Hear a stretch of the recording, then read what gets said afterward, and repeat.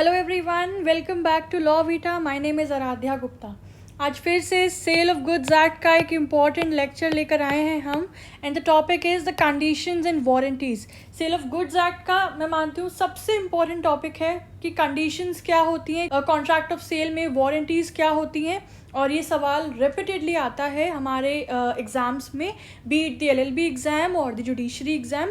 तो हम लोग आज कवर करने वाले हैं कि कंडीशंस क्या होती हैं, वारंटीज़ क्या होती हैं, इनके क्या असेंशियल एलिमेंट्स हैं, क्या केस लॉज हैं इंपॉर्टेंट एग्जांपल्स के साथ समझेंगे, and then we'll cover the most important thing कि कंडीशन और वारंटीज़ में क्या डिफरेंस है। तो बिना देरी के शुरू करते हैं। तो इंट्रोडक्शन से बात करें तो ये कह रहे हैं कि कोई भी जो कॉन्ट्रैक्ट बनता है, कॉन्ट्रैक्ट ऑफ सेल का, contract for the sale of goods का, उसमें कई सारी टर्म्स इंक्लूड होती हैं कि गुड्स की क्वालिटी कैसी होनी चाहिए, गुड्स का नेचर कैसा होना चाहिए, कि पेरिशेबल हो, नॉन पेरिशेबल हो, ठीक है, कितनी क्वांटिटी होनी चाहिए, गुड्स कितने फिट हैं टू द पर्पस जिसके लिए कॉन्ट्रैक्ट किया जा रहा है। तो कई सारी ना टर्म्स होती हैं हर कॉन्ट्रैक्ट ऑफ सेल में।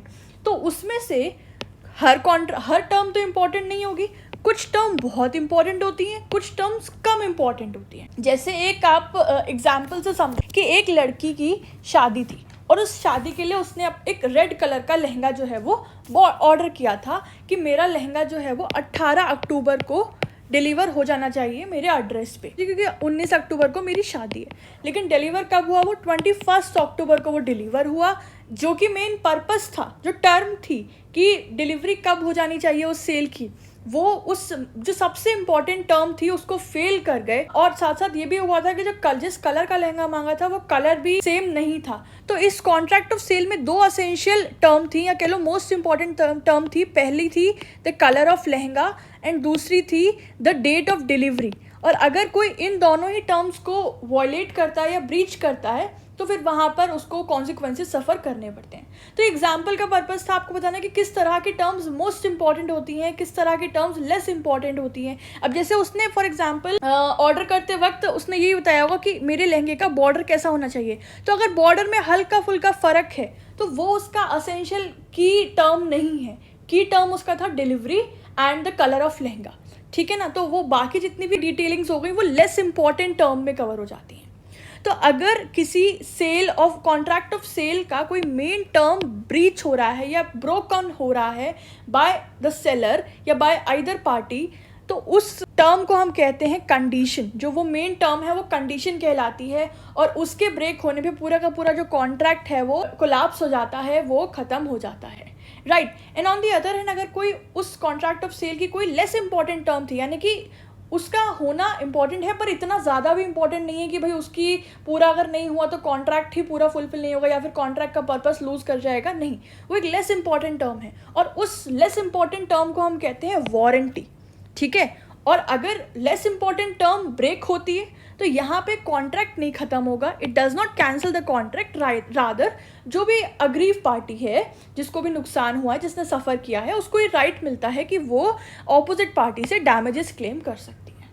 ये एक आम रूप से हम मतलब समझ रहे हैं कि कैसे कंडीशन एक इम्पॉर्टेंट टर्म है और जो वारंटी है वो एक लेसर इम्पॉर्टेंट टर्म है, ठीक है। इजी से समझाने का आपका पर्पस है मेरा इस बात को कहने का। तो हमारा जो सेक्शन 12 है वो कंडीशंस एंड वारंटीज को कवर करता है of the sale of goods act. उसकी क्लॉज 1 में मेंशन है that in any contract there can be stipulation either in the form of condition और वारंटी, कि एक कॉन्ट्रैक्ट ऑफ सेल में जो कंडीशंस हैं, जो स्टिपुलेशंस हैं, जो टर्म्स हैं, वो कंडीशन के फॉर्म में भी हो सकती है, वो वारंटी के फॉर्म में भी हो सकती है। It varies from contract to contract, ठीक है। अब हम एक एक करके समझते हैं कि कंडीशन क्या है और वारंटी क्या है। तो सेक्शन 12 का क्लॉज 2 कंडीशन को एक्सप्लेन करता है and it states that it is a stipulation essential to the main purpose of the contract, यानी कि ये कॉन्ट्रैक्ट की मेजर टर्म है, सबसे इम्पॉर्टेंट, सबसे रेलिवेंट टर्म है, और उस कॉन्ट्रैक्ट ऑफ सेल के मेन पर्पस के लिए इसका पूरा होना सबसे ज़्यादा असेंशियल है। ये एक ऐसी कंडीशन है, ऐसी एक टर्म है, और अगर इस कंडीशन का ब्रीच होता है तो जो अफेक्टेड पार्टी है, जो बायर है, वो उस कॉन्ट्रैक्ट को कैंसिल कर सकता है और साथ साथ डैमेजेस भी क्लेम कर सकता है जो भी उसने लॉसेस सफ़र किए हैं उनके लिए। So the non fulfilment of condition कि अगर कंडीशन फुलफिल नहीं होती है then that amounts to the serious failure to perform the contract, और तो वो क्या कंक्लूड करता है, it leads to the failure to the performance of contract. We have a very good case here, the Baldry versus Marshall of 1925. तो इसमें दो parties हैं, एक का नाम है बी, एक का नाम है एम. तो बी क्या करता है, बी एम से सलाह लेता है कि मुझे ना टूरिंग पर्पस के लिए, यानी कि मुझे जगह जगह घूमना है, मुझे टूरिज्म पर्पस के लिए एक स्विटेबल कार बताओ, मुझे वो खरीदनी है. एम से वो कंसल्ट करता है. एम उसे रिकमेंड करता है बुगाती कार, एक पर्टिकुलर कार है बुगाती कार. अब वो बी खरीद लेता है उस कार को, ठीक है. Later the car was found unsuitable for touring, लेकिन बाद में पता चलता है कि वो कार तो टूरिंग, जो मेन उसका असेंशियल कंडीशन था टूरिंग पर्पस, उसके लिए सुइटेबल थी ही नहीं. यहाँ पे कोर्ट ने क्या हेल्ड किया, कोर्ट ने हेल्ड किया that in this particular contract the term about touring suitability was a condition. वो एक कंडीशन थी, उसके लिए ये सबसे असेंशियल था क्योंकि वही उसके कॉन्ट्रैक्ट का मेन पर्पस को लीड कर रहा था, ये कोई वारंटी नहीं थी. Since the car didn't meet the condition B could reject the car and get a refund. इसीलिए बी जो है वो उस कार के कॉन्ट्रैक्ट को रिजेक्ट कर सकता है और अपना रिफंड भी डिमांड कर सकता है. ठीक है, तो आई होप आपको समझ आया होगा कंडीशन क्या है, क्या चीज़ें असेंशियल है कंडीशन होने के लिए, एक टर्म के कंडीशन होने के लिए. Right, now let's move ahead to warranty. अब समझते हैं कि वारंटी क्या होता है. तो सेक्शन 12 के क्लॉज 3 में वारंटी एक्सप्लेन कर रखा है that it is a stipulation which is collateral to the main purpose of contract. Collateral का मतलब है सेकेंडरी, आप ऐसे समझो, या एंसिलरी, ठीक है, जो बाद में आता है, इतने इंपॉर्टेंट नहीं है. So warranty is a subsidiary meaning the less important term. ये एक लेस इंपॉर्टेंट टर्म है कॉन्ट्रैक्ट की. It is collateral but not essential. ये मेन पर्पस की सब्सिडरी है, मेन पर्पस के बाद आती है, उसकी सहयोगी है, कोलेट्रल है, बट असेंशियल नहीं. It is not essential to the main purpose of contract. इसीलिए अगर एक वारंटी ब्रेक होती है कॉन्ट्रैक्ट में तो बायर जो है डैमेजेस क्लेम कर सकता है, लेकिन वो कॉन्ट्रैक्ट कैंसिल नहीं कर सकता या फिर वो गुड्स को रिजेक्ट नहीं कर सकता है. ठीक है, तो ये कॉन्सिक्वेंसेज होते हैं अगर वारंटी ब्रीच हो रही है तो क्या कर रही हैं पार्टीज़. ऐसे ही यहाँ पे अगर कंडीशन ब्रीच हो रही है तो क्या पार्टीज़ करती हैं. ठीक है, एग्जाम्पल समझिए वारंटी का. एक बायर जो है एक कार खरीदने गया और उसने अपना बताया कि मैं चाहता हूँ जो मैं गाड़ी लूँ उसका जो है 15 किलोमीटर प्रति लीटर का माइलेज हो, लेकिन खरीदने के बाद वो गाड़ी सिर्फ 12 किलोमीटर प्रति लीटर का माइलेज दे रही थी. तो यहाँ पे कोर्ट ने कहा कि ये एक वारंटी थी, ऐसा तो नहीं था कि ये इतना मेन इम्पॉर्टेंट असेंशियल टर्म था उस कॉन्ट्रैक्ट को लेके. ये वारंटी था, ठीक है, और यहाँ पे ब्रीच ऑफ वारंटी हुआ, इसलिए बायर जो है कॉम्पनसेशन क्लेम कर सकता है, लेकिन यहाँ पे वो कार को रिजेक्ट नहीं कर सकता और वो इस कॉन्ट्रैक्ट ऑफ सेल को रेपुडिएट या कैंसिल नहीं कर सकता है. We have a case here related to the warranty. Harrison versus Knowles and Foster 1917 का केस है. कुछ एग्जाम्पल से जुड़ा हुआ है. तो यहाँ पे प्लेंटिफ ने एक शिप खरीदा और उसने किस बेसिस पे खरीदा कि डिफेंडेंट ने, यानी कि जो व्यक्ति बेच रहा था, उसने ये कहा कि ये जो शिप है ना ये 460 टन 460 टन का जो भार है वो उठा सकता है, 460 टन का वेट ये कैरी कर सकता है. ठीक है, तो इस कहने पे प्लेंटिफ ने शिप खरीद लिया, लेकिन एक्चुअल जब उसने काम में लिया उस शिप को then the actual capacity was only 360 ton. वो सिर्फ 360 टन ही कैरी कर पा रहा था. तो यहाँ पे भी कोर्ट ने कहा कि ये एक वारंटी है, ये कोई कंडीशन नहीं है इस कॉन्ट्रैक्ट ऑफ सेल की. देयरफॉर प्लेंटिफ डैमेजेस क्लेम कर सकता है but he could not reject the ships और he could not cancel the contract. ठीक है, तो आई होप कंडीशन क्या है और उसकी कितनी ज़्यादा रेलेवेंस है और किस तरह की टर्म होनी चाहिए कॉन्ट्रैक्ट की, तब वो कंडीशन बनेगी, और कब कौन सी कंडीशन जो है या कौन सी टर्म जो है वारंटी मानी जाएगी, आपको क्लियर हो रहा होगा through this examples and cases. ठीक है, सेक्शन 12 का जो क्लॉज 4 है वो ये बोलता है that whether a stipulation in a contract of sale is a condition of warranty, it depends on each case upon the construction of contract. ठीक है, कि एक कॉन्ट्रैक्ट में कौन सी टर्म कंडीशन होगी, कौन सी टर्म वारंटी होगी, ये हर केस पे डिपेंड करता है and it depends upon the construction of contract. Contract किस तरह से बन रहा है, क्या क्या बायर एंड सेलर आपस में अपनी बात एक्सचेंज करते हैं, क्या उनकी डिमांड्स हैं, क्या उनकी सप्लाई है. तो it very from case to case, इसलिए इसका कोई हार्ड एंड फास्ट रूल या कोई टेस्ट नहीं है.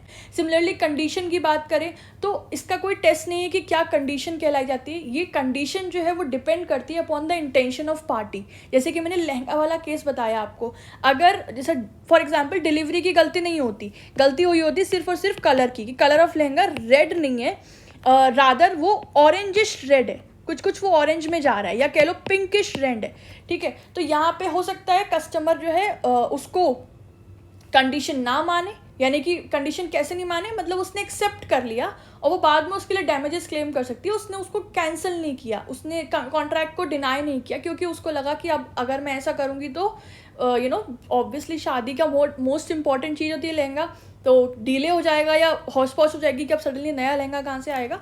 So it depends on the intention of party कि वो कौन सी टर्म को कंडीशन ट्रीट कर रही है, कौन सी उसको वारंटी ट्रीट कर रही है, और बायर चाहे तो एक कंडीशन को वारंटी भी ट्रीट कर सकती है। वो हम सेपरेटली लेक्चर में पढ़ेंगे कि when condition is treated as warranty, ठीक है, ये सेपरेटली क्वेश्चन आता है आपका। चलिए, कंडीशन क्या है, वारंटी क्या है, क्लियर हो गया। अब हम जल्दी से डिस्कस करते हैं कि कंडीशन और वारंटी में क्या डिफरेंशिएशन पॉइंट्स हैं।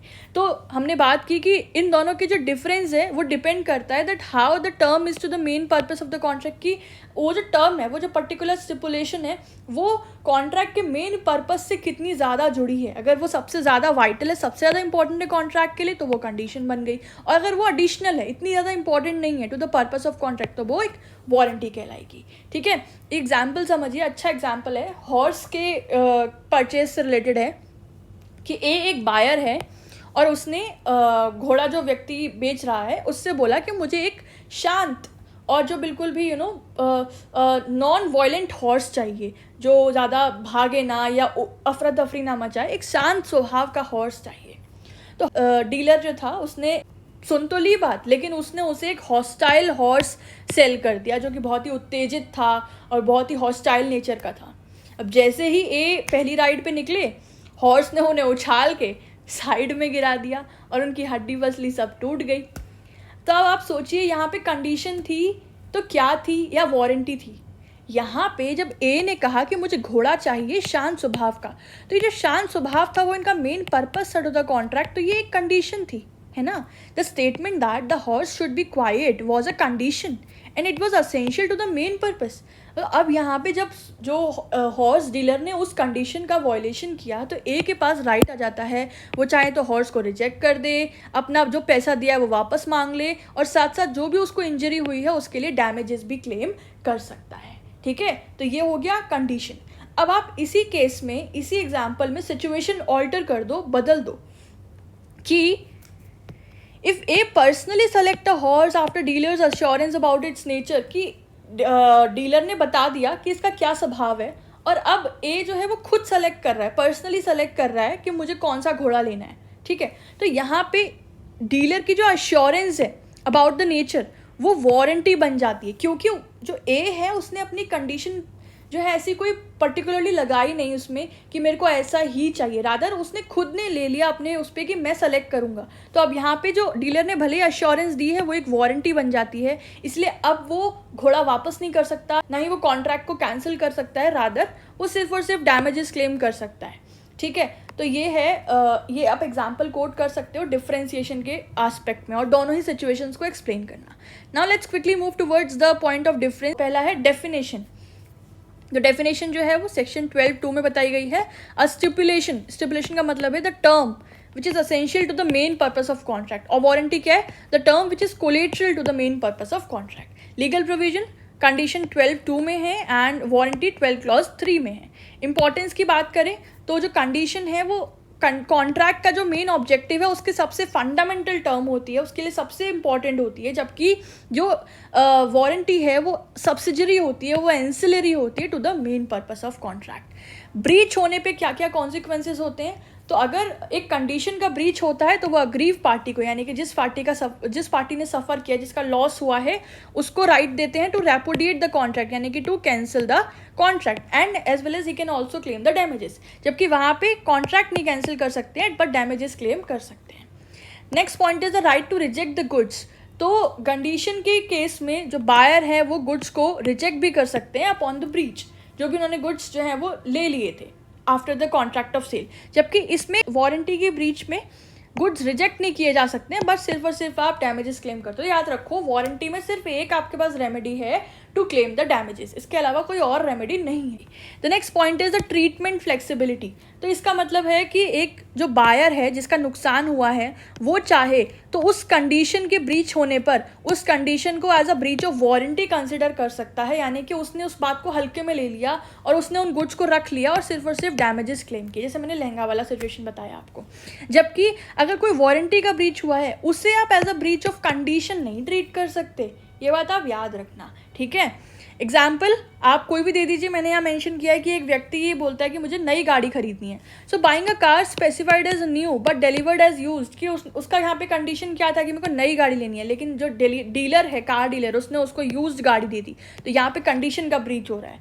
जबकि वारंटी में क्या एग्जाम्पल है कि नई गाड़ी तो मिली है लेकिन थोड़ा थोड़ा कोई डिफेक्ट है, जैसे कि कोई स्टीयरिंग में फॉल्ट आ गया, तो वो तो एक वारंटी हो गई ना, it is not a condition, it is not a very crucial term which was very important to the main purpose of contract. तो यहाँ पे ये ब्रीच ऑफ वारंटी माना जाएगा। केस आप दोनों कोट कर देना, बैल्ड्री वर्सेस मार्शल कंडीशन में, हैरिसन वर्सेस फॉस्टर का केस वारंटी में, ठीक है। तो क्विक रिकैप देख लो, condition is a essential term to the contract, the breach of which leads to the contract, the termination and damages, ठीक है। and on the other hand warranty is a secondary term, the breach of it leads to the damages only। तो ये हो गया हमारा the condition and warranty। अच्छा सा topic है, इजी है और नोट्स हमने दे दिए आपको। और कैसा लगा लेक्चर ये कमेंट सेक्शन में बताइएगा, और ऐसे और लेक्चर्स के लिए हमारे चैनल से जुड़े रहें। In case you haven't subscribe, you may subscribe to our channel. अगर आपको हमारे इस सब्जेक्ट के या किसी भी और सब्जेक्ट के नोट्स चाहिए तो वो पेड रहते हैं, उसके लिए आप इंक्वायरी कर सकते हैं हमारे इंस्टाग्राम पेज पे lawvita_80, या फिर आप हमारे ईमेल आईडी पे भी कांटेक्ट कर सकते हैं। दोनों की डिटेल्स मैं डिस्क्रिप्शन बॉक्स में दे दूंगी। So this was it, I will be back soon with another such important lecture. Thank you so much for watching, have a good day, bye bye.